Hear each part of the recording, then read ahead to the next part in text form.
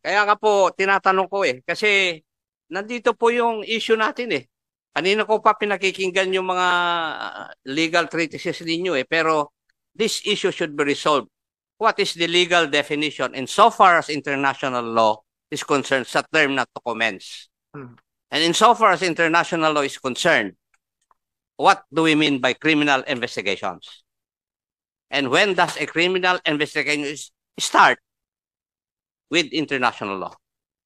Yun po yung issue ngayon Yes, Your Honor. In the case of the Rome Statute, which created the ICC, the commencement of the investigation would be at the point where the pretrial chamber authorized the ICC prosecutor to commence his investigation.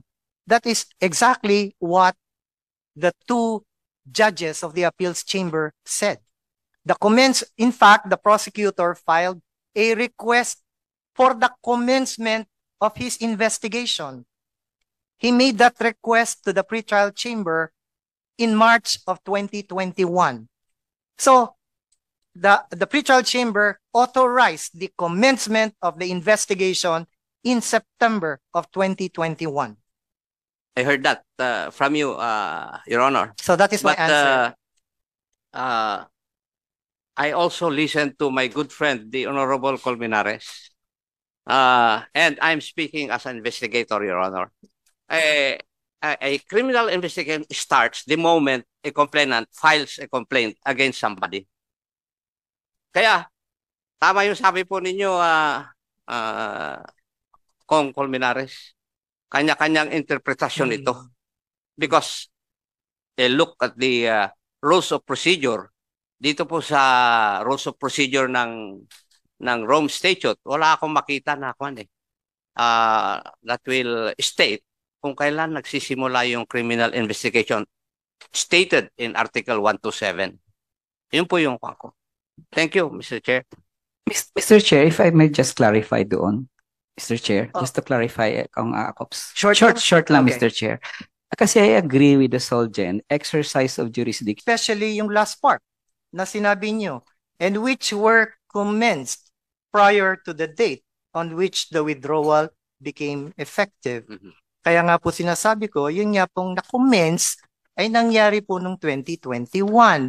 Natapos na po ang effectivity ng ating withdrawal. Kaya nga po hindi siya applicable, Your Honor. Ikaw mismo nagsabi na nag-commence yung preliminary examination. No. Your Honor. I can appeal to the records of the case. You said that the preliminary, the examination mismo ay nag-commence before the effectivity of the Philippines withdrawal. But the request for a preliminary investigation came after. Yes. Yes, correct. Yan po yung ating bone of contention dahil nga po ang interpretation ng government yan ay preliminary investigation ang tinutukoy. Kaya nga po humingi ng authorization pa ang prosecutor to commence his preliminary investigation. Okay. Yung pong preliminary examination, sa kanya lang po yun Sa parte lamang po ng prosecutor yon, siya lamang po dumidiskarte doon. Pardon my word. Pero hindi pa po involved ang ICC chamber doon sa time na nangangalap ng ebidensya ang prosecutor.